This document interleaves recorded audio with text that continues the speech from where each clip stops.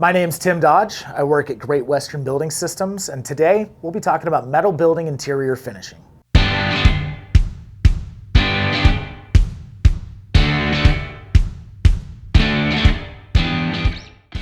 More often than not, the interior design of a metal building doesn't go further than exposed framing and insulation. If you're one of our customers that'll be storing hay, machinery, your company's products, or using the space as a workshop, your building's function is likely more important than its aesthetic features. In industrial, agricultural, automotive, manufacturing, or warehousing use cases, steel buildings are typically chosen for their efficiency, durability, ease of erection, and low cost.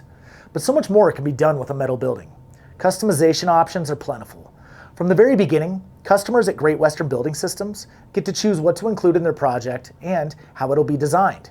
Doors, windows, gutters, wainscot, cupolas, dormers, asymmetrical profiles, overhangs, interior partitions, inset bays, you name it, it's all on the menu.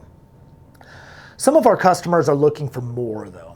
Additional curb appeal and beauty on top of the available features I just mentioned. They may be building a house, a retail space, an office, an indoor sports facility, or a church and want to go the extra mile. Barn-dominiums, shop houses, and man caves are all the rage right now, and people who want more than utility are using all kinds of creative materials to achieve the exterior look that they're after. Stucco, wood, vinyl, or even bricks can make a metal building come to life, and walkways, patios, porches, and landscaping can make a huge difference when it comes to curb appeal. But what about the interior of a metal building? The possibilities are only limited by the imagination of the designer. Anything that can be done with traditional construction can be done inside a metal building. The only difference is that in a lot of cases, it's easier, faster, more efficient, more affordable, longer lasting, and more durable and resistant to problems like fire, rot, mold, or pests. If you plan to build out the interior of your building, it's important to get a few items designed into your building before it's fabricated. You'll need to ensure your wall deflections and yields are appropriate for the material you'll be hanging. If you plan on installing sheetrock, you'll want to have the walls engineered for a 10-pound load with girts roughly 2 feet on center and add a base channel.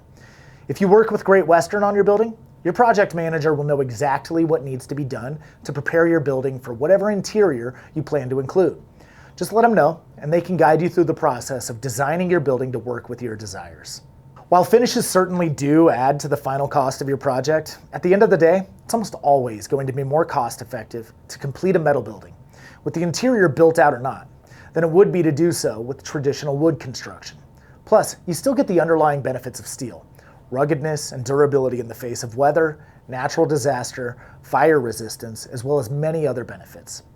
Ultimately, a manufactured building kit, customized to your project's specific needs, will save you time and money at every step of the process. Well, that's it for today. I hope that this was helpful for those of you considering your options.